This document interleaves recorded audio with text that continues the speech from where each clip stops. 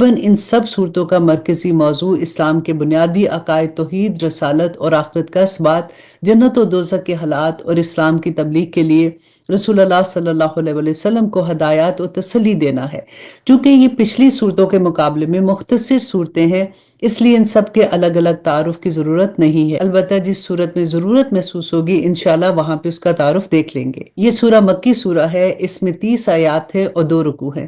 تو آئیے شروع کرتے ہیں۔ اعوذ باللہ من الشیطان الرجیم، بسم اللہ الرحمن الرحیم۔ تبارک الذی بیدہ الملک وہو علی کل شیء قدیر۔ بڑی شان ہے اس ذات کی جس کے ہاتھ میں ساری بادشاہی ہے اور وہ ہر چیز پر پوری طرح قادر ہے، جس نے موت اور زندگی اس لیے پیدا کی تاکہ وہ تمہیں آزمائے کہ تم میں سے کون سب سے بہتر کام کرتا ہے، اور وہی ہے جو مکمل اقتدار کا مالک ہے اور بہت بخشنے والا ہے۔ یہاں پہ آپ دیکھیے اللہ سبحانہ تعالیٰ نے ہمیں کیوں پیدا کیا، اس کا مقصد بیان کر دیا، تاکہ وہ یہ آزمائے، تاکہ وہ دیکھے کہ تم میں سے بہتر کام کون کرتا ہے۔ اور پھر اللہ سبحانہ تعالیٰ فرماتے ہیں کہ جس نے 7 آسمان اوپر تلے پیدا کیے، تم خدائے رحمان کی تخلیق میں کوئی فرق نہیں پاؤ گے۔ اب پھر سے نظر دوڑا کر دیکھو، تمہیں کوئی رخنہ نظر نہیں آئے گا، پھر بار بار نظر دوڑاؤ، نتیجہ یہی ہوگا کہ نظر تھک ہار کر تمہارے پاس نامراد لوٹ آئے گی۔ اور آیت نمبر 5 میں اللہ سبحانہ تعالیٰ فرماتے اور ہم نے قریب والے آسمان کو روشن چراغوں سے سجا رکھا ہے اور ان کو شیاطین پر پتھر برسانے کا ذریعہ بھی بنایا ہے، اور ان کے لیے دہکتی آگ کا عذاب تیار کر رکھا ہے، اور جن لوگوں نے اپنے پروردگار سے کفر کا معاملہ کیا ہے ان کے لیے جہنم کا عذاب ہے، اور وہ بہت برا ٹھکانہ ہے۔ جب وہ اس میں ڈالے جائیں گے تو اس کے دھاڑنے کی آوازیں سنیں گے اور وہ جوش مارتی ہوگی، ایسا لگے گا جیسے وہ غضب سے پھٹ پڑے گی۔ جب بھی اس میں کافروں کا کوئی گروہ پھینکا جائے گا تو اس کے محافظ ان سے پوچھیں گے کہ کیا تمہارے پاس کوئی خبردار کرنے والا نہیں آیا تھا؟ وہ کہیں گے کہ ہاں بے شک ہمارے پاس خبردار کرنے والا آیا تھا، مگر ہم نے اسے جھٹلا دیا اور کہا کہ اللہ نے کچھ نازل نہیں کیا، تمہاری حقیقت اس کے سوا کچھ نہیں کہ تم بڑی بھاری گمراہی میں پڑے ہوئے ہو۔ اور وہ کہیں گے کہ کاش ہم نے سنا ہوتا اور ہم نے سمجھ سے کام لیا ہوتا تو آج ہم دوزخ والوں میں شامل نہ ہوتے۔ اور آیت نمبر 11 میں اللہ سبحانہ تعالیٰ فرماتے ہیں اس طرح وہ اپنے گناہوں کا خود اعتراف کر لیں گے۔ اور پھر فرمایا کہ پھٹکار ہے دوزخ والوں پر، اس کے برخلاف جو لوگ بن دیکھے اپنے پروردگار سے ڈرتے ہیں ان کے لیے بے شک مغفرت اور بڑا اجر ہے۔ اور تم اپنی بات چھپا کر کرو یا زور سے کرو، سب اس کے علم میں ہے، کیونکہ وہ دلوں تک کی باتوں کا پورا علم رکھنے والا ہے۔ بھلا جس نے پیدا کیا وہی نہیں جانے گا، جبکہ وہ بہت باریک بین اور مکمل طور پر باخبر ہے۔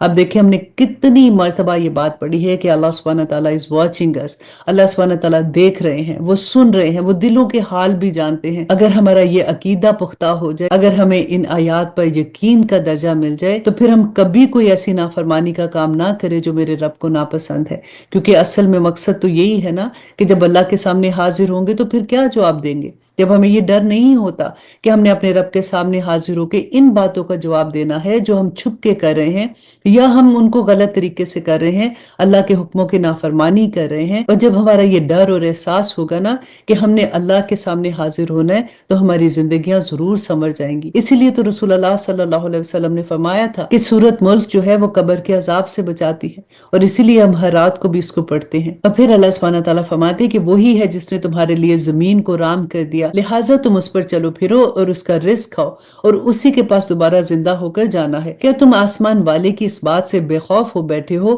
کہ وہ تمہیں زمین میں دنسا دے تو وہ ایک دم تھر تھرانے لگے؟ یا کیا تم آسمان والے کی اس بات سے بے خوف ہو بیٹھے ہو کہ وہ تم پر پتھروں کی بارش برسا دے، پھر تمہیں پتہ چلے گا کہ میرا ڈرانا کیسا ہے؟ اور آیت نمبر 18 میں اللہ سبحانہ تعالیٰ فرماتے اور ان سے پہلے جو لوگ تھے انہوں نے بھی پیغمبروں کو جھٹلایا تھا، پھر دیکھ لو کہ میرا عذاب کیسا ہے۔ اور کیا انہوں نے پرندوں کو اپنے اوپر نظر اٹھا کر نہیں دیکھا کہ وہ پروں کو پھیلائے ہوئے ہوتے ہیں اور سمیٹ بھی لیتے ہیں؟ ان کو خدائے رحمان کے سوا کون تھامے ہوئے ہے؟ یقیناً وہ ہر چیز کی خوب دیکھ بھال کرنے والا ہے۔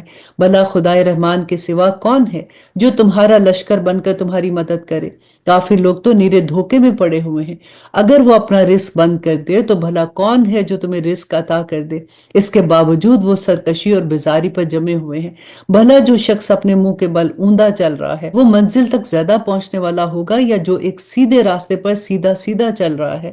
کہہ دو کہ وہی है जिसने तुम्हें पैदा किया और तुम्हारे लिए कान और आंखें और दिल बनाए, मगर तुम थोड़ा ही शुक्र अदा करते हो। और आयत नंबर 24 में अल्लाह सुब्हानहू तआला फरमाते हैं, कह दो कि वही है जिसने तुम्हें जमीन में फैलाया और उसी के पास तुम्हें इकट्ठा करके ले जाया जाएगा। और ये लोग कहते हैं कि अगर तुम सच्चे हो तो बताओ कि ये वादे का दिन कब पूरा होगा। कह दो कि इसका इल्म तो सिर्फ अल्लाह के पास है और मैं तो बस साफ साफ तरीके से खबरदार करने वाला हूँ। फिर जब वो इस क़यामत के अजाब को पास आता देख लेंगे तो काफिरों के चेहरे बिगड़ जाएंगे और कहा जाएगा, ये है वो चीज जो तुम मांगा करते थे। ए पैगंबर, इनसे कहो कि जरा ये बताओ कि चाहे अल्लाह मुझे और मेरे साथियों को हलाक कर दे या फिर हम पर रहम फरमा दे, दोनों सूरतों में काफिरों को दर्दनाक अजाब से कौन बचा सकता है। कह दो कि वो रहमान है, हम उसी पर ईमान लाए हैं और उसी पर हमने भरोसा किया है। चुनाचे अनकरीब तुम्हें पता चल जाएगा कि कौन है जो खुली गुमराही में मुब्तला है। और अब इस सूरह की आखिरी आया अल्लाह सुब्हानहू तआला फरमाते कि कह दो,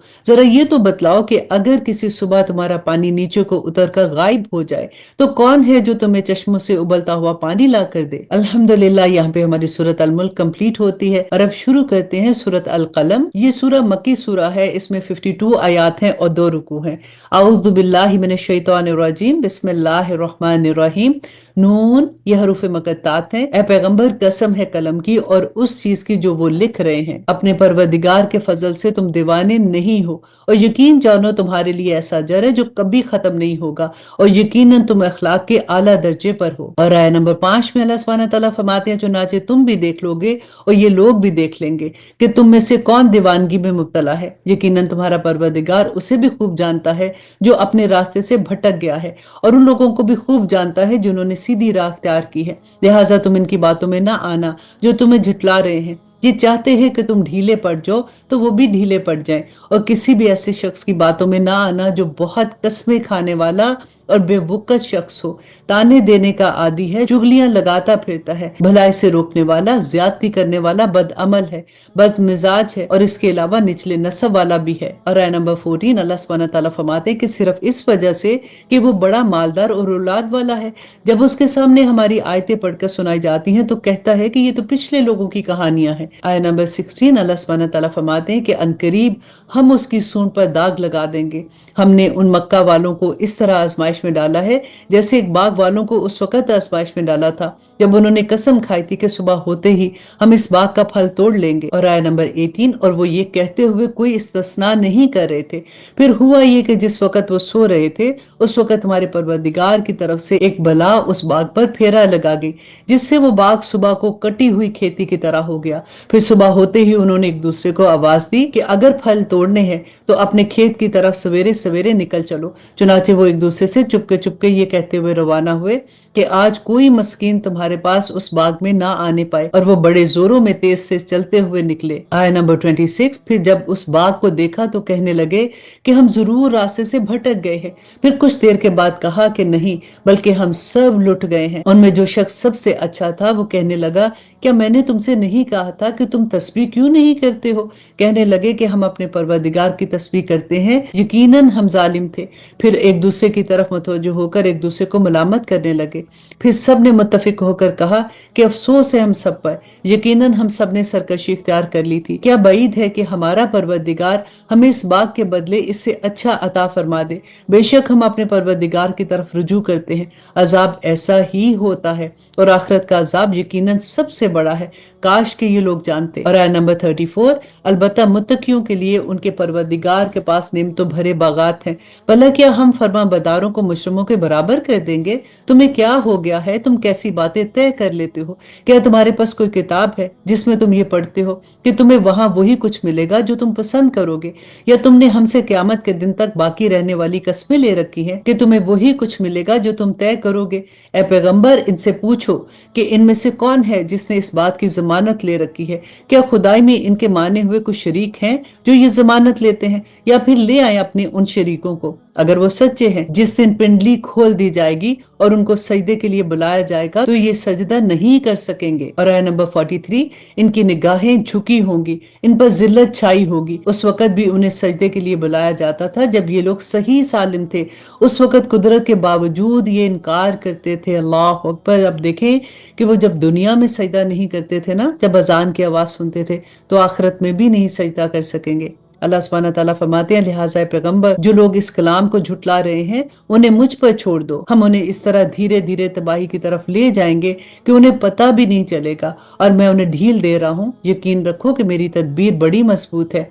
क्या तुम इनसे कोई उजरत मांग रहे हो कि वो तावान के बोझ तले दबे जा रहे हैं, या उनके पास कोई गायब का इल्म है जिसे वो लिख रहे हो? ऐ पैगंबर, तुम अपनी परवरदिगार का हुक्म आने तक सब्र किए जाओ और मछली वाले की तरह मत हो जाना जब उन्होंने गम से घुट घुट कर हमें पुकारा था। और आया नंबर 49, अगर उनके परवरदिगार के फजल ने उन्हें संभाल ना लिया होता तो उन्हें बुरी हालत के साथ उसी खुले मैदान में फेंक दिया जाता। फिर उनके परवरदिगार ने उन्हें मुंतखब कर लिया और उन्हें सालिहीन में शामिल कर लिया। जिन लोगों ने कुफर अपना लिया है, जब वो नसीहत की ये बात सुनते हैं तो ऐसा लगता है कि ये अपनी तेज तेज आंखों से तुम्हें डगमगा ही देंगे और वो ये कहते हैं कि ये शख्स दीवाना है। और अब इस सूरह की आखिरी आया अल्लाह सुब्हानहू तआला फरमाते हैं कि हालांकि ये तो दुनिया जहां के लोगों के लिए नसीहत ही नसीहत है। अल्हम्दुलिल्लाह जी, यहाँ पे हमारी सूरत अल कलम कंप्लीट होती है और अब शुरू करते हैं सूरत अल हाक़ा। और ये सूरत जो है ये भी मक्की दौर की सूरह है। इसमें 52 आयात हैं और 2 रुकू हैं। तो आइए शुरू करते हैं। आऊज़ु बिल्लाहि मिनश शैतानिर रजीम, बिस्मिल्लाहिर रहमानिर रहीम। शुरू अल्लाह के नाम से जो बड़ा मेहरबान और निहायत रहम करने वाला है। वो हकीकत जो होकर रहेगी, क्या है वो हकीकत जो होकर रहेगी, और तुम्हें क्या पता कि वो हकीकत क्या है जो होकर रहेगी। समूद और आद की कौमों ने उसी झंझोड़ देने वाली हकीकत को झुटलाया था। नतीजा ये कि जो समूद के लोग थे वो चंगाड़ की ऐसी आफत से हलाक हो गए जो हद से ज्यादा खौफनाक थी, और जो आद के लोग थे एक ऐसी बेकाबू तूफानी हवा से हलाक कर दिया गया। और आया नंबर 7 में अल्लाह सुब्हानहू तआला फरमाते हैं, जिसे अल्लाह ने उन पर 7 रातें और 7 दिन लगातार मुसल्लत कर रखा। चुनाचे तुम अगर वहां होते तो देखते कि वो लोग वहां पर खजूर के खोखले तनों की तरह पड़े हुए हैं। अब क्या उनमें से कोई बचा हुआ नजर आता है? और फिरौन और उसके पहले के लोगों ने भी और लूत अलैहिस्सलाम की उल्टी हुई बस्तियों ने भी इसी जुर्म का इर्तिकाब किया था कि उन्होंने अपने परवरदिगार के पैगंबर की नाफरमानी की थी। इसलिए अल्लाह ने उन्हें सख्त पकड़ में ले लिया। जब पानी तुगयानी पर आया तो हमने तुम्हें कश्ती में सवार कर दिया ताकि हम इस वाक्य को तुम्हारे लिए सबक आमोज बना दें और याद रखने वाले कान उसे सुनकर याद रखें। और आया नंबर 13, फिर जब एक ही दफा सूर में फूंक मार दी जाएगी और जमीन और पहाड़ों को उठाकर एक ही चोट में रेजा रेजा कर दिया जाएगा, तो उस दिन वो वाकया पेश आ जाएगा जिसे पेश आना है, और आसमान फट पड़ेगा और वो उस दिन बिल्कुल बेरौनक हो जाएगा और फरिश्ते उसके किनारों पर होंगे, और तुम्हारे परवरदिगार के अर्श को उस दिन 8 फरिश्ते अपने ऊपर उठाए हुए होंगे। उस दिन तुम्हारी पेशी इस तरह की होगी कि तुम्हारी कोई छुपी हुई चीज छुपी नहीं रहेगी। फिर जिस किसी को उसके अमाल नामे उसके दाएं हाथ में दिए जाएंगे, वो कहेगा कि लोगों लो ये मेरा अमाल नामा पढ़ो, मैं पहले ही समझता था कि मुझे अपने हिसाब का सामना करना होगा। चुनाचे वो मनपसंद ऐश में होगा, उस ऊंची जन्नत में होगा जिसके फल झुके हुए होंगे। कहा जाएगा कि अपने उन अमाल के सिले में मजे से खाओ पियो जो तुमने गुजरे हुए दिनों में किए थे। और नंबर 25, रहा वो शख्स इसका नामा अमाल उसके बाएं हाथ में दिया जाएगा तो वो कहेगा कि ऐ काश मुझे मेरा नामा अमाल दिया ही ना जाता और मुझे खबर भी ना होती कि मेरा हिसाब क्या है। ऐ काश कि मेरी मौत पर ही मेरा काम तमाम हो जाता, मेरा माल मेरे कुछ काम ना आया, मेरा सारा जोर मुझसे जाता रहा। ऐसे शख्स के बारे में हुक्म होगा कि पकड़ो इसे और इसके गले में तौक डाल दो, फिर इसे दोज़ख में झोंक दो, फिर उसे ऐसी जंजीरों से पकड़ो जिसकी पैमाइश 70 हाथ के बराबर होगी। और ये ना तो खुदाए बुजुर्ग बत्तर पर ईमान लाता था, ना गरीब को खाना खिलाने की तरगीब देता था। लिहाजा आज यहाँ ना उनका कोई मददगार है और ना ही उसे खाने की कोई चीज मुयस्सर है सिवाय गिस्लीन के। गिस्लीन असल में उस पानी को कहते हैं जब कोई जख्म धोया जाता है ना, तो वो जो पानी धोने से गिरता है उसको गिस्लीन कहते हैं। अल्लाह अकबर। बाज़ मुफस्सिरीन का कहना है कि ये जहन्नमियों की वो गजा होगी जो जख्मों के पानी से मुशाबे होगी। रब्बना ला तजअलना मिनहुम। दुआ करे कि अल्लाह सुब्हानहू तआला हमें कुरान पे अमल करने वाला बना दे, हमें इन चीजों की समझ आ जाए। क्योंकि अक्सर लोग ये कहते हैं ना कि कुछ नहीं होना, क्या ऐसी सजाएं थोड़ी अल्लाह सुब्हानहू तआला दे सकते हैं, वो तो रहमान है रहीम है, क्योंकि उन्होंने कुरान पढ़ा नहीं होता। अब देखिए कि अल्लाह सुब्हानहू तआला कितनी दर्दनाक सजाएं कि हम सुन के भी हमारे रोंगटे खड़े हो जाते हैं, और हम कैसे ये बात कह सकते हैं कि कुछ भी नहीं होगा। अल्लाह सुब्हानहू तआला हम सब पर अपना रहम फरमाए और हमें अमल करने वाला बना दे, क्योंकि आखिरत में मामला सिर्फ अमल की बेस पे होगा। और आयत नंबर 38 में अल्लाह सुब्हानहू तआला फरमाते हैं, अब मैं कसम खाता हूँ उसकी भी जिसे तुम देखते हो और उसकी भी जिसे तुम नहीं देखते, कि ये कुरान एक मुअज़्ज़ज़ पैगाम लाने वाले का कलाम है और ये किसी शायर का कलाम नहीं है, मगर مگر تم ایمان تھوڑا ہی لاتے ہو، اور نہ تو یہ کسی کاہن کا کلام ہے مگر تم سبق تھوڑا ہی لیتے ہو۔ یہ کلام تو تمام جہانوں کے پروردگار کی طرف سے اتارا جا رہا ہے، اور اگر بالفعل یہ پیغمبر کچھ جھوٹی باتیں بنا کر ہماری طرف منسوب کر دیتے تو اللہ سبحانہ تعالیٰ فرماتے کہ ہیں ہماری نماز میں ہمارا خیال ادھر ادھر بھٹک جاتا ہے، اور کئی دفعہ ایسا ہوتا ہے کہ ہم اپنی رکعت ہی بھول جاتے ہیں، اور پھر شیطان ہمارے اتنے وسوسے اس وقت دل میں ڈالتا ہے، اور ہوتا بھی یہی ہے کہ سارے دن کی پلاننگ اس وقت ہمارے ذہن میں آتی ہے۔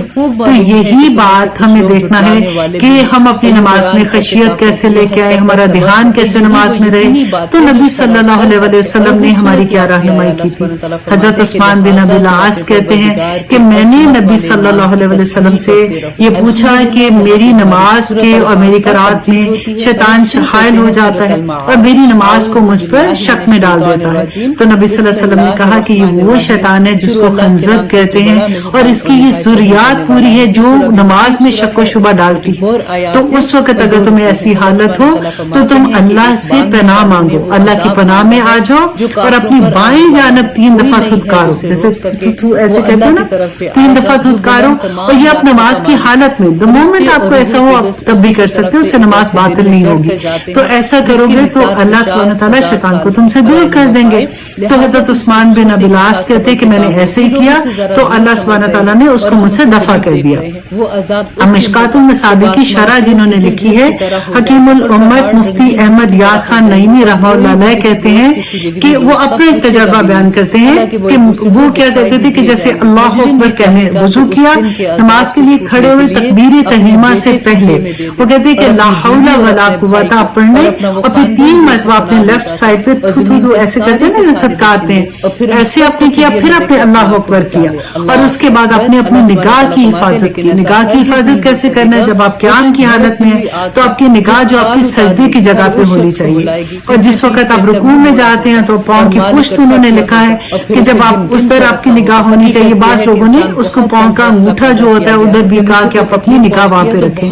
تو ادھر وے آپ کچھ بھی دونوں میں سے جو بھی چیز کریں گے، اور پھر جب آپ اس کے بعد سجدے میں جاتے ہیں تو آپ کی نگاہ جو ہے اپنے ناک کے بھانسا یہ جو جگہ ہوتی ہے نا وہاں پہ آپ کی نگاہ ہوگی، اور جب آپ قعدہ میں آتے ہیں تو آپ تحیات پڑھتے ہیں تو آپ کی نگاہ آپ کی گود میں ہوگی۔ تو آپ اپنی نگاہ کی بھی حفاظت کریں گے تو پھر انشاءاللہ آپ کو ایسی پرابلم نہیں ہوگی، اور آپ کا کبھی بھی خیال ادھر ادھر نہیں بھٹکے گا۔ اب انشاءاللہ ایسا کرنے سے ہمارا خیال جو ہے جو ادھر ادھر بھٹک جاتا ہے، ہمارا دماغ میں 100 طرح کی پلاننگ آ جاتی ہے، وہ نہیں آئیں گی۔ آپ کر کے دیکھیے گا انشاءاللہ اللہ سبحانہ تعالیٰ ہماری نمازوں میں خشوع و خضوع رکھے۔ سیکھیں گے کہ جو نبی صلی اللہ علیہ وسلم سجدے کی حالت میں مانتے تھے، کیونکہ نبی صلی اللہ علیہ وسلم نے فرمایا کہ انسان سجدے کی حالت میں اپنے رب کے سب سے زیادہ قریب ہوتا ہے، اور وہ دعا کی قبولیت کا وقت ہوتا ہے۔ اور ہمیں یہ بھی بتایا گیا کہ نبی صلی اللہ علیہ وسلم نے فرمایا تھا کہ سجدے میں اور رکوع میں قرآن پڑھنے سے مجھے منع کیا گیا ہے۔ تو اب ہم کون سی دعا پڑھیں؟ تو جب ہم سجدے کی حالت میں ہوتے ہیں تو ہم اللہم کی ساری دعائیں پڑھ سکتے ہیں، اور اگر قرآن کی دعائیں ہیں جیسے فار ایگزامپل ربی زدنی علما ہم پڑھتے ہیں تو اس سے پہلے اگر ہم اللہم لگا دیتے ہیں کہ اللہم ربی زدنی علما تو ہم ایسے دعا بھی مانگ سکتے ہیں۔ ابو ہریرہ رضی اللہ عنہ بیان کرتے ہیں کہ نبی صلی اللہ علیہ وسلم اپنے سجدے میں یہ دعا مانگا کرتے تھے، اللہم اغفر لی ذنبی کلہ، اے اللہ بخش دے میرے تمام گناہوں کو، دقہ و جلہ، چھوٹے اور بڑے گناہ، وَأَوَّلَهُ وَآخِرَهُ، اور میرے اگلے اور پچھلے، وَعَلَانِيَتَهُ وَسِرَّهُ، اور میرے کھلے اور چھپے ہوئے سارے گناہوں کو معاف کرتے۔ اب دیکھیے کہ نبی صلی اللہ علیہ وسلم تو معصوم تھے، وہ تو کوئی گناہ نہیں کرتے تھے، لیکن ہم اپنے نفل اور اپنی سنت میں جو دعائیں آپ کو یاد ہیں اللہم کی وہ ساری کی ساری آپ پڑھ سکتے ہیں۔ اور اگر آپ قرآن کی دعائیں پڑھتے ہیں تو آپ اللہم پہلے لگا دیجیے، جیسے اللہم ربنا آتنا فی الدنیا حسنۃ وفی الآخرۃ حسنۃ وقنا عذاب النار، جیسے ہم دعا مانگتے ہیں کہ ربنا ہب لنا من ازواجنا، تو اگر آپ اس سے پہلے اللہم لگا دیں کہ اللہم ربنا ہب لنا من ازواجنا وذریاتنا قرۃ اعین وجعلنا للمتقین اماما، تو آپ اس طرح سے ساری دعائیں سجدے میں مانگ سکتے ہیں، کیونکہ یہ ایسا مقام ہے جس میں ہم اپنے رب سے سب سے زیادہ قریب ہوتے ہیں۔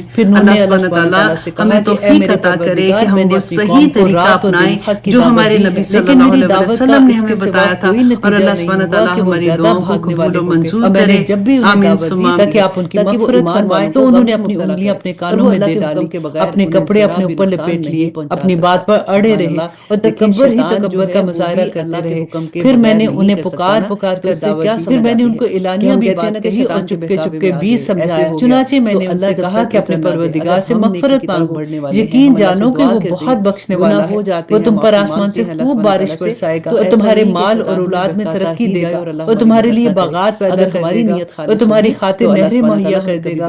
تمہیں کیا ہو گیا ہے کہ تم اللہ کی عظمت سے بالکل نہیں ڈرتے ہو، حالانکہ اس نے تمہیں تخلیق کے مختلف مراحل سے گزار کر پیدا کیا ہے. اور آیہ نمبر 15، کیا تم نے یہ نہیں دیکھا کہ اللہ نے کس طرح 7 آسمان اوپر تلے پیدا کیے اور ان میں سے چاند کو نور بنا کر سورج کو چراغ بنا کر پیدا کیا اور اللہ نے تمہیں زمین سے بہترین طریقے پر اگایا ہے، پھر وہ تمہیں دوبارہ اسی میں بھیج دے گا اور وہیں سے پھر باہر نکال کھڑا کرے گا. اور اللہ ہی ہے جس نے تمہارے لیے زمین کو ایک فرش بنا دیا ہے تاکہ تم اس کے کھلے ہوئے راستوں پر چلو. انہوں نے کہا کہ اے میرے پروردگار، حقیقت یہ ہے کہ ان لوگوں نے میرا کہا نہیں مانا اور ان سرداروں کے پیچھے چل پڑے جن کو ان کے مال اور اولاد نے نقصان پہنچانے کے سوا کچھ نہیں دیا، اور انہوں نے بڑی بھاری مکاری سے کام لیا ہے. اور آیہ نمبر 23، اور اپنے آدمیوں سے کہا ہے کہ اپنے معبودوں کو ہرگز نہ چھوڑنا، نہ بت اور سوا کو کسی صورت چھوڑنا، اور نہ یہود یعوق اور نصر کو چھوڑنا، یہ ان کے بتوں کے نام تھے. اس طرح انہوں نے بہت سوں کو گمراہ کر دیا. لہٰذا یا رب، آپ بھی اب ان کو گمراہی کے سوا کسی اور چیز میں ترقی نہ دیجیے.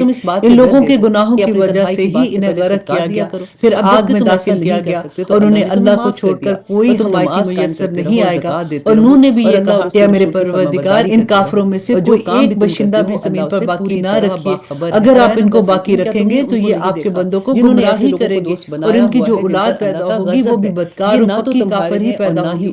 میرے پروردگار، میری بھی بخشش فرما دیجیے اور میرے والدین کی بھی، ہر اس شخص کی بھی جو میرے گھر میں ایمان کی حالت میں داخل ہوا ہے، اور تمام مومن مرد اور مومن عورتوں کی بھی، اور جو ظالم لوگ ہیں ان کو تباہی کے سوا کوئی اور چیز عطا نہ فرمائیے. یہاں پہ ہماری سورۃ نوح مکمل ہوتی ہے اور اب شروع کرتے ہیں سورۃ الجن. اعوذ باللہ من الشیطان الرجیم، بسم اللہ الرحمن الرحیم. یہ سورہ بھی مکی سورہ ہے، اس میں 28 آیات ہیں اور 2 رکوع ہیں. شروع اللہ کے نام سے جو بہت مہربان اور نہایت رحم کرنے والا ہے. اللہ سبحانہ تعالیٰ فرماتے ہیں کہ پیغمبر کہہ دو کہ میرے پاس وحی آئی ہے کہ جنات کی ایک جماعت نے قرآن غور سے سنا اور اپنی قوم سے جا کر کہا کہ ہم نے ایک عجیب قرآن سنا ہے جو راہ راست کی طرف رہنمائی کرتا ہے، اس لیے ہم اس پر ایمان لے آئے ہیں اور اب اپنے پروردگار کے ساتھ کسی کو عبادت میں ہرگز شریک نہیں مانیں گے. سورہ نمبر 3 میں اللہ سبحانہ تعالیٰ فرماتے ہیں اور یہ کہ ہمارے پروردگار کی بہت اونچی شان ہے، اس نے نہ کوئی بیوی رکھی ہے اور نہ کوئی بیٹا. اور یہ کہ ہم میں سے بیوقوف لوگ اللہ کے بارے میں ایسی باتیں کہتے ہیں جو حقیقت سے بہت دور ہیں. اور یہ کہ ہم نے یہ سمجھا تھا کہ انسان اور جنات اللہ کے بارے میں جھوٹی باتیں نہیں کہیں گے، اور یہ کہ انسانوں میں سے کچھ لوگ جنات کے کچھ لوگوں کی پناہ لیا کرتے تھے. اس طرح ان لوگوں نے جنات کو سر پر چڑھا دیا تھا. اور آیہ نمبر 7، اور یہ کہ جیسا گمان تم لوگوں کا تھا، انسانوں نے بھی یہی گمان کیا تھا کہ اللہ کسی کو بھی مرنے کے بعد دوبارہ زندگی نہیں دے گا.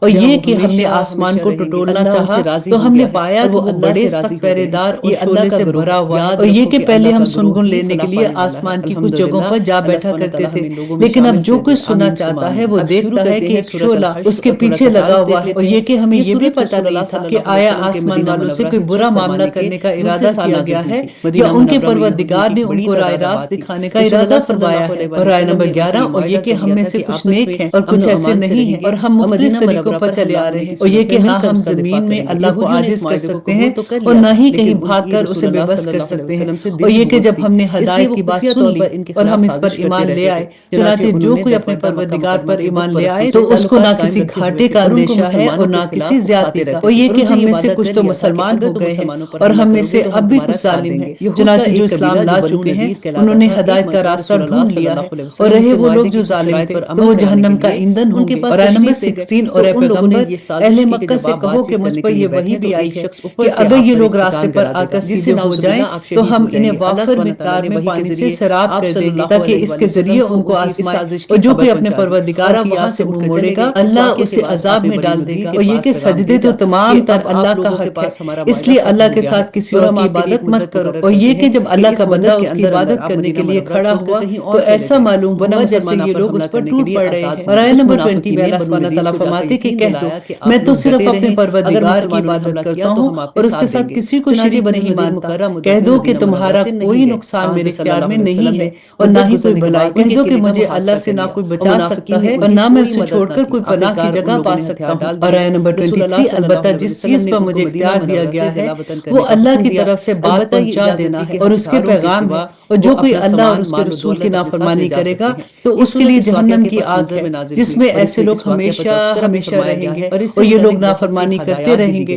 یہاں تک کہ جب وہ چیز انہیں نظر آ جائے گی جس سے انہیں ڈرایا جا رہا ہے تو اس وقت انہیں پتہ چل جائے گا کہ کس کا مددگار کمزور ہے اور کون تعداد میں کم ہے۔ کہہ دو کہ مجھے معلوم نہیں ہے کہ جس چیز سے تمہیں ڈرایا جا رہا ہے آیا وہ نزدیک ہے یا میرا پروردگار اس کے لیے کوئی لمبی مدت مقرر فرماتا ہے، وہی سارے بھید جانتا ہے، چنانچہ وہ اپنے بھید پر کسی کو مطلع نہیں کرتا سوائے کسی پیغمبر کے جسے اس نے اپنے کلام کے لیے پسند فرما لیا۔ ایسی صورت میں وہ اس پیغمبر کے آگے اور پیچھے کچھ محافظ لگا دیتا ہے۔ اور اب اس سورہ کی آخری آیا اللہ سبحانہ تعالیٰ فرماتے ہیں تاکہ اللہ جان لے کہ انہوں نے اپنے پروردگار کے پیغامات پہنچا دیے ہیں اور وہ تو ان کے سارے حالات کا احاطہ کیے ہوئے ہیں اور اس نے ہر چیز کی پوری گنتی کر رکھی ہے۔ الحمدللہ یہاں پہ سورۃ الجن کمپلیٹ ہوتی ہے اور اب شروع کرتے ہیں سورۃ المزمل۔ اعوذ باللہ من الشیطان الرجیم، بسم اللہ الرحمن الرحیم۔ یہ سورہ مکی سورہ ہے، اس میں 20 آیتیں ہیں اور 2 رکوع۔ اللہ سبحانہ تعالیٰ فرماتے ہیں یا ایھا المزمل قم اللیل الا قلیلا، اے چادر میں لپٹنے والے رات کا تھوڑا حصہ چھوڑ کر باقی رات میں عبادت کے لیے کھڑے ہو جایا کرو۔ رات کا آدھا حصہ یا آدھے سے کچھ کم کر لو یا اس سے کچھ زیادہ کر لو اور قرآن کی تلاوت اطمینان سے صاف صاف کیا کرو۔ ہم تم پر ایک بھاری کلام نازل کرنے والے ہیں، بے شک رات کے وقت اٹھنا ایسا ہی عمل ہے جس سے نفس اچھی طرح کچلا جاتا ہے اور بات بھی بہتر طریقے پر کہی جاتی ہے۔ دن میں تو تم لمبی مصروفیات میں مصروف رہتے ہو اور اپنے پروردگار کے نام کا ذکر کرو اور سب سے الگ ہو کر پورے کے پورے اسی کے ہو رہو۔ وہ مشرق و مغرب کا مالک ہے، اس کے سوا کوئی معبود نہیں ہے، اس لیے اسی کو کارساز بنا لو۔ اور جو باتیں یہ کافر لوگ کہتے ہیں اس پر صبر سے کام لو اور خوبصورتی کے ساتھ ان سے کنارہ کر لو۔ اور آیت نمبر 11 اور تمہیں جھٹلانے والے جو عیش و عشرت کے مالک بنے ہوئے ہیں ان کا معاملہ مجھ پر چھوڑ دو اور انہیں تھوڑے دن اور مہلت دے دو۔ یقین جانو کہ ہمارے پاس سخت بیڑیاں ہیں اور دہکتی ہوئی آگ ہے اور گلے میں پھنس جانے والا کھانا ہے اور دکھ دینے والا عذاب ہے۔ اس دن جب زمین اور پہاڑ لرز اٹھیں گے اور سارے پہاڑ ریت کے بکھرے ہوئے تودے بن کر رہ جائیں گے۔ اللہ سبحانہ تعالیٰ فرماتے ہیں کہ جھٹلانے والوں یقین جانو ہم نے تمہارے پاس تم پر گواہ بنانے والا ایک رسول اسی طرح بھیجا ہے جیسے ہم نے فرعون کے پاس ایک رسول بھیجا تھا۔ پھر فرعون نے رسول کا کہنا نہیں مانا تو ہم نے اسے ایک ایسی پکڑ میں لے لیا جو اس کے لیے زبردست وبال تھی۔ اگر تم بھی نہ مانے تو پھر اس دن سے کیسے بچو گے؟ تو بچوں کو بوڑھا بنا دے گی اور جس دن آسمان پھٹ پڑے گا۔ اللہ کے وعدے کو تو پورا ہو کر رہنا ہے، یہ ایک نصیحت کی بات ہے۔ اب جو چاہے اپنے پروردگار کی طرف جانے والا راستہ اختیار کر لے۔ اور اب آیت نمبر 20 جو اس سورہ کی آخری آیا ہے اللہ سبحانہ تعالیٰ فرماتے ہیں کہ اے پیغمبر تمہارا پروردگار جانتا ہے کہ تم 2/3 رات کے قریب اور کبھی آدھی رات کو کبھی 1/3 رات تہجد کی نماز کے لیے کھڑے ہوتے ہو اور تمہارے ساتھیوں میں سے بھی ایک جماعت ایسا ہی کرتی ہے اور رات اور دن کی ٹھیک ٹھیک مقدار اللہ ہی مقرر فرماتا ہے۔ اسے معلوم ہے کہ تم اس کا ٹھیک ٹھیک حساب نہیں رکھ سکو گے اس لیے اس نے تم پر عنایت فرمائی ہے۔ اب تم اتنا قرآن پڑھ لیا کرو جتنا آسان ہو۔ اللہ کو علم ہے کہ تم میں سے کچھ لوگ بیمار ہیں اور کچھ دوسرے ایسے ہوں گے جو اللہ کا فضل تلاش کرنے کے لیے زمین میں سفر کر رہے ہوں گے اور کچھ ایسے ہیں جو اللہ کے راستے میں جنگ کر رہے ہوں گے۔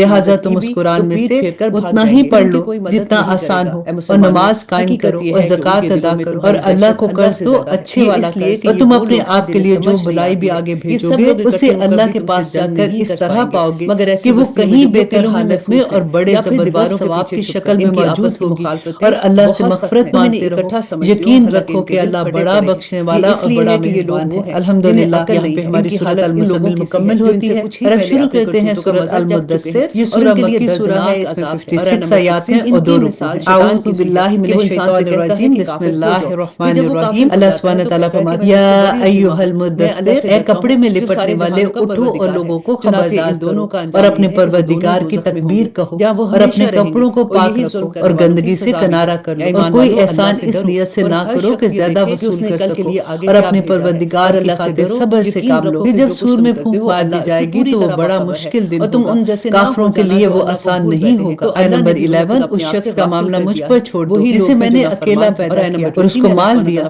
جو دور تک پھیلا پڑا ہے اور بیٹے دیے جو سامنے موجود رہتے ہیں اور اس کے لیے ہر کام کے راستے ہموار کر دیے، پھر بھی وہ یہ لالچ کرتا ہے کہ میں اسے اور زیادہ دوں۔ آیت نمبر 16 ہرگز نہیں، وہ ہماری آیتوں کا دشمن بن گیا ہے، ان قریب میں اسے ایک کٹھن چڑھائی پر چڑھاؤں گا۔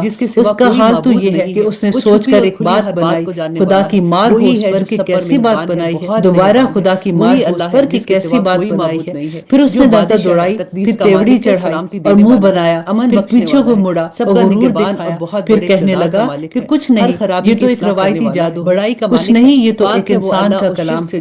ان قریب میں اس شخص کو دوزخ میں جھونک دوں گا، اور تمہیں کیا پتا کہ دوزخ کیا چیز ہے؟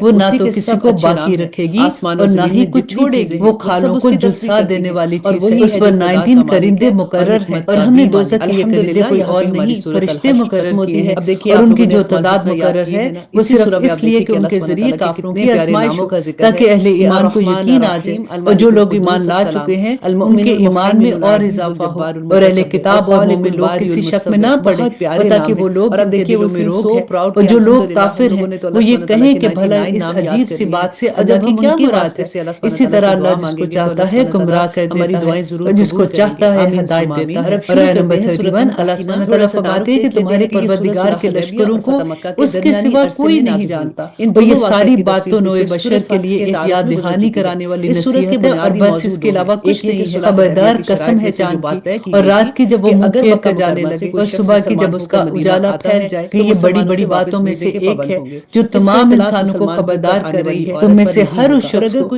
جو آگے بڑھنا یا پیچھے ہٹنا چاہے۔ آیت نمبر 38 اللہ سبحانہ تعالیٰ فرماتے ہیں کہ ہر شخص اپنے کرتوت کی وجہ سے گروی رکھا ہوا ہے، سوائے دائیں ہاتھ والوں کے کہ وہ جنتوں میں ہوں گے۔ وہ پوچھ رہے ہوں گے مجرموں کے بارے میں کہ تمہیں کس چیز نے دوزخ میں داخل کیا ہے؟ وہ کہیں گے کہ ہم نماز پڑھنے والوں میں سے نہیں تھے۔ غور کیجیے اس بات کو کہ ہم نماز پڑھنے والوں میں سے نہیں تھے، اور ہم مسکین کو کھانا نہیں کھلاتے تھے، اور جو لوگ بےہودہ باتوں میں گھستے ہم بھی ان کے ساتھ گھس جایا کرتے تھے، اور ہم روز جزا کو جھوٹ قرار دیتے تھے، یہاں تک کہ وہ یقینی بات ہمارے سامنے آ گئی۔ چنانچہ سفارش کرنے والوں کی سفارش ایسے لوگوں کے کام نہیں آئے گی۔ آیت نمبر 49 اب ان لوگوں کو کیا ہو گیا ہے کہ یہ نصیحت کی بات سے منہ موڑے ہوئے ہیں، اس طرح جیسے وہ جنگلی گدھے ہوں یا کسی شیر سے ڈر کر بھاگ رہے ہوں، بلکہ ان میں سے ہر شخص یہ چاہتا ہے کہ اسے کھلے ہوئے صحیفے پکڑا دیے جائیں۔ ہرگز نہیں، بات اصل میں یہ ہے کہ ان کو آخرت کا خوف نہیں ہے۔ ہرگز نہیں، یہ قرآن تو ایک نصیحت ہے، اب جو چاہے اس نصیحت کو حاصل کر لے۔ اور اب اس سورۃ کی آخری آیا اللہ سبحانہ تعالیٰ فرماتے ہیں کہ یہ لوگ نصیحت حاصل کریں گے نہیں مگر یہ کہ اللہ ہی ایسا چاہے، وہی اس بات کا اہل ہے کہ اسے ڈرا جائے، اور وہی اس بات کا اہل ہے کہ لوگوں کی مغفرت کرے۔ الحمدللہ یہاں پہ ہماری سورۃ المدثر مکمل ہوتی ہے، اور اب شروع کرتے ہیں سورۃ القیامہ۔ یہ سورہ بھی مکی سورہ ہے، اس میں 40 آیات ہیں اور 2 رکوع ہیں۔ اعوذ باللہ من الشیطان الرجیم، بسم اللہ الرحمن الرحیم۔ اللہ سبحانہ تعالیٰ فرماتے ہیں کہ میں قسم کھاتا ہوں قیامت کے دن کی، اور قسم کھاتا ہوں ملامت کرنے والے نفس کی، کہ ہم انسان کو ضرور دوبارہ زندہ کریں گے۔ کہ انسان یہ سمجھ رہا ہے کہ ہم اس کی ہڈیوں کو اکٹھا نہیں کر سکیں گے، کیوں نہیں؟ جبکہ ہمیں اس پر قدرت ہے کہ اس کی انگلیوں کے پور پور کو ٹھیک ٹھیک بنا دے۔ اصل بات یہ ہے کہ انسان چاہتا یہ ہے کہ اپنی آگے کی زندگی میں بھی ڈٹائی سے گناہ کرتا رہے، پوچھتا ہے کہ کب آئے گا وہ قیامت کا دن۔ اللہ سبحانہ تعالیٰ فرماتے ہیں کہ پھر جب آنکھیں چندھا جائیں گی اور چاند بے نور ہو جائے گا اور چاند اور سورج اکٹھے کر دیے جائیں گے، اس وقت انسان کہے گا کہ کہاں ہے کوئی جگہ جہاں بھاگ کر چلا جاؤں؟ نہیں، کوئی پناہ نہیں ہوگی۔ اس دن تو ہر ایک کو تمہارے پروردگار ہی کے سامنے جا کر کھڑا ہونا پڑے گا۔ اس دن ہر انسان کو جتلا دیا جائے گا کہ اس نے کیا کچھ آگے بھیجا ہے اور کیا کچھ وہ پیچھے چھوڑ آیا ہے۔ اور آیت نمبر 14 اللہ سبحانہ تعالیٰ فرماتے ہیں کہ بلکہ انسان خود اپنے آپ سے اچھی طرح واقف ہوگا، چاہے وہ کتنے بہانے بنائے۔ اے پیغمبر تم اس قرآن کو جلدی جلدی یاد کرنے کے لیے اپنی زبان کو ہلایا نہ کرو، یقین رکھو کہ اس کا یاد کرانا اور اس کو پڑھانا ہماری ذمہ داری ہے۔ پھر جب ہم اسے جبرائیل علیہ السلام کے واسطے سے پڑھ رہے ہوں تو تم اس کے پڑھنے کی پیروی کرو، پھر اس کی وضاحت بھی ہماری ذمہ داری ہے۔ خبردار اے کافرو، اصل بات یہ ہے کہ تم فوری طور پر حاصل ہونے والی چیز یعنی دنیا سے محبت کرتے ہو اور آخرت کو نظر انداز کیے ہوئے ہو۔ آیت نمبر 22 اللہ سبحانہ تعالیٰ فرماتے کہ اس دن بہت سے چہرے شاداب ہوں گے، اپنے پروردگار کی طرف دیکھ رہے ہوں گے، اور بہت سے چہرے اس دن بگڑے ہوئے ہوں گے، سمجھ رہے ہوں گے کہ ان کے ساتھ وہ معاملہ ہوگا جو کمر توڑ دینے والا ہے۔ خبردار جب جان ہنسلیوں تک پہنچ جائے گی اور تیمارداروں کی طرف سے کہا جائے گا کہ ہے کوئی جھاڑ پھونک کرنے والا، اور انسان سمجھ جائے گا کہ جدائی کا وقت آ گیا ہے اور پنڈلیوں سے پنڈلیاں لپٹ جائیں گی، تو اس دن تمہارے پروردگار ہی کی طرف روانگی ہوگی۔ اس کے باوجود انسان نے نہ مانا اور نہ نماز پڑھی، بلکہ حق کو جھٹلایا اور منہ موڑ لیا، پھر اکڑ دکھاتا ہوا اپنے گھر والوں کے پاس چلا گیا۔ آیت نمبر 34 میں اللہ سبحانہ تعالیٰ فرماتے کہ بربادی ہے تیری، ہاں بربادی ہے تیری، پھر سن لے کہ بربادی ہے تیری، ہاں بربادی ہے تیری۔ کیا انسان یہ سمجھتا ہے کہ اسے یوں ہی چھوڑ دیا جائے گا؟ کیا وہ اس منی کا ایک قطرہ نہ تھا جو ماں کے رحم میں ٹپکا جاتا تھا، پھر وہ ایک لوتھڑا بنا، پھر اللہ نے اسے بنایا اور ٹھیک ٹھاک کیا۔ اس کے علاوہ پھر اسی سے مرد اور عورت کی دو صنفیں بنائی۔ کیا وہ اس بات پر قادر نہیں ہے کہ مردوں کو پھر زندہ کر سکے؟ الحمدللہ یہاں پہ ہماری سورۃ القیامہ مکمل ہوتی ہے، اور اب شروع کرتے ہیں سورۃ الدہر۔ اعوذ باللہ من الشیطان الرجیم، بسم اللہ الرحمن الرحیم۔ یہ سورہ بھی مکی سورہ ہے، اس میں 31 آیات ہیں اور 2 رکوع ہیں۔ اعوذ باللہ من الشیطان الرجیم، بسم اللہ الرحمن الرحیم۔ شروع اللہ کے نام سے جو بڑا مہربان اور نہایت رحم کرنے والا ہے۔ اللہ سبحانہ تعالیٰ فرماتے کہ انسان پر کبھی ایسا وقت آیا ہے کہ نہیں جب وہ کوئی قابل ذکر چیز نہیں تھا۔ ہم نے انسان کو ایک ملے جلے نطفے سے اس طرح پیدا کیا کہ اسے آزمائے، پھر اسے ایسا بنایا کہ وہ سنتا بھی ہے، دیکھتا بھی ہے۔ ہم نے اسے راستہ دکھایا کہ وہ یا تو شکر گزار بن جائے یا وہ ناشکرا بن جائے۔ ہم نے ہی کافروں کے لیے زنجیریں، گلے کے طوق اور بھڑکتی ہوئی آگ تیار کی ہے۔ بے شک نیک لوگ ایسے جام سے مشروبات پیئیں گے جس میں کافور کی آمیزش ہوگی۔ یہ مشروبات ایک ایسے چشمے کے ہوں گے جو اللہ کے نیک بندوں کے پینے کے لیے مخصوص ہوگا، وہ اسے جہاں چاہیں گے آسانی سے بہا کر لے جائیں گے۔ اور آیت نمبر 7 میں اللہ سبحانہ تعالیٰ فرماتے ہیں یہ وہ لوگ ہیں جو اپنی منتیں پوری کرتے ہیں اور اس دن کا خوف دل میں رکھتے ہیں جس کے برے اثرات ہر طرف پھیلے ہوئے ہوں گے، اور وہ اللہ کی محبت کی خاطر مسکینوں، یتیموں اور قیدیوں کو کھانا کھلاتے ہیں، اور ان سے کہتے ہیں کہ ہم تو تمہیں صرف اللہ کی خوشنودی حاصل کرنے کے لیے کھلا رہے ہیں، ہم تم سے نہ کوئی بدلہ چاہتے ہیں اور نہ کوئی شکریہ۔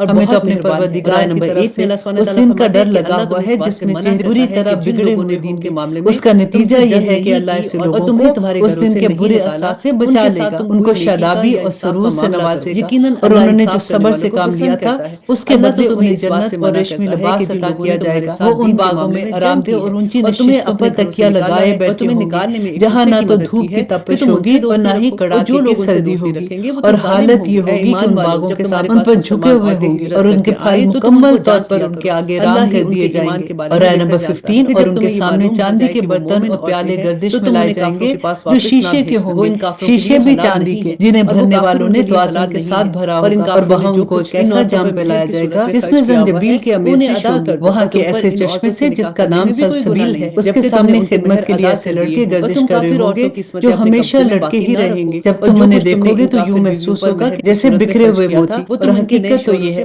کہ جب تم وہ جگہ دیکھو گے تو تمہیں نعمتوں کا ایک اور جہان اور ایک بڑی سلطنت نظر آئے گی۔ ان کے اوپر باریک ریشم کے سبز لباس اور دویز ریشم کے کپڑے ہوں گے، اور انہیں چاندی کے کنگنوں سے آراستہ کیا جائے گا، اور ان کا پروردگار انہیں نہایت پاکیزہ شراب پلائے گا اور فرمائے گا کہ یہ ہے تمہارا انعام، اور تم نے دنیا میں جو محنت کی تھی اس کی پوری قدردانی کی گئی ہے۔ اور آیت نمبر 23 اے پیغمبر ہم نے ہی تم پر قرآن تھوڑا تھوڑا کر کے نازل کیا ہے، لہٰذا تم اپنے پروردگار کے حکم پر ثابت قدم رہو، اور ان لوگوں میں سے کسی نافرمان یا کافر کی بات نہ ماننا، اور اپنے پروردگار کے نام کا صبح شام ذکر کرتے رہو، اور کچھ راتوں کو بھی اس کے آگے سجدہ کیا کرو، اور رات کے لمبے وقت میں اس کی تسبیح کرو۔ یہ لوگ تو دنیا کی فوری چیزوں سے محبت کرتے ہیں اور اپنے آگے جو بھاری دن آنے والا ہے اسے نظر انداز کیے ہوئے ہیں۔ ہم نے ہی انہیں پیدا کیا ہے اور ان کے جوڑ جوڑ مضبوط کیے ہیں، اور ہم جب چاہیں ان کے بدلے ان جیسے دوسرے پیدا کر دیں۔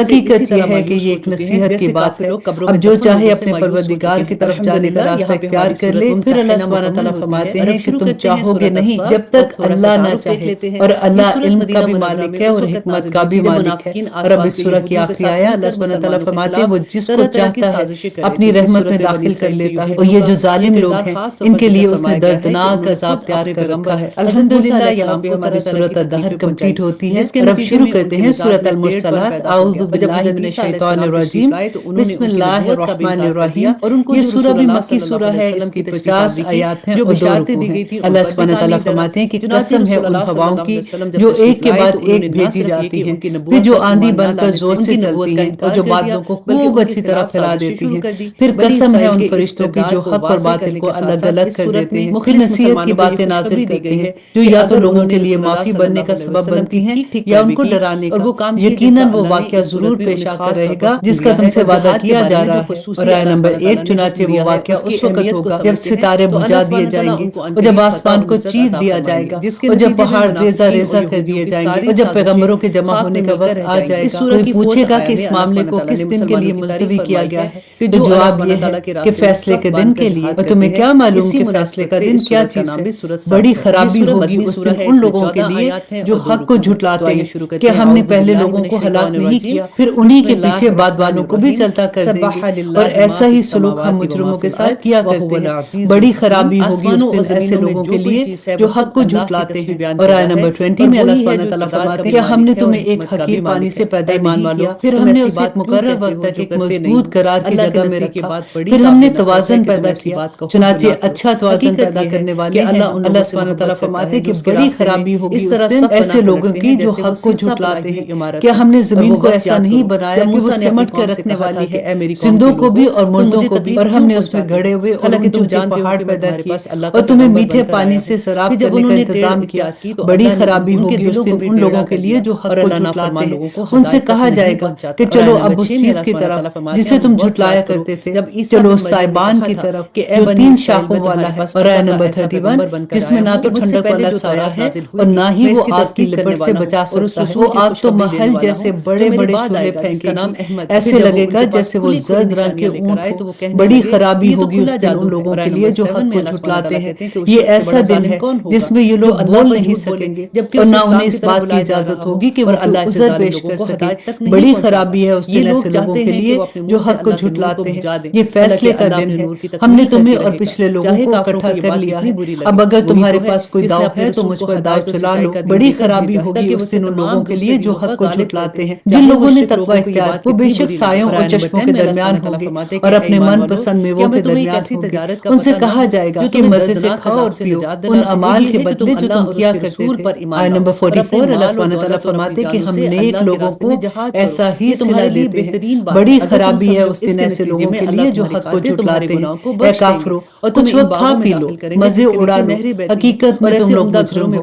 بڑی خرابی ہے اس دن ان لوگوں کے لیے جو حق کو جھٹلاتے ہیں۔ اور جب ان لوگوں سے کہا جاتا ہے کہ اللہ کے آگے جھک جاؤ تو وہ جھکتے نہیں ہیں۔ بڑی خرابی ہے اس دن ان لوگوں کے لیے جو حق کو جھٹلاتے ہیں۔ اب اس سورت کی آخری آیا اور اس پارہ کی بھی آخری آیا کہ اللہ سبحانہ تعالیٰ فرماتے ہیں کہ اب اس کے بعد اور کون سی بات ہے جس پر یہ لوگ ایمان لائیں گے۔ الحمدللہ یہاں پہ ہمارا 29 پارہ مکمل ہوتا ہے۔ اللہ سبحانہ تعالیٰ سے دعا کرتے ہیں کہ یا پاک پروردگار ہمیں عمل کرنے والا بنا دے۔ اب آپ یہ دیکھیے کہ وہ لوگ جو یہ کہتے ہیں نا کہ قرآن بڑا مشکل ہے، اب دیکھیے کہ قرآن تو بہت آسان ہے، عمل کرنے والی تمام کی تمام آیات بینہ ہیں، پوری سمجھ آتی ہے۔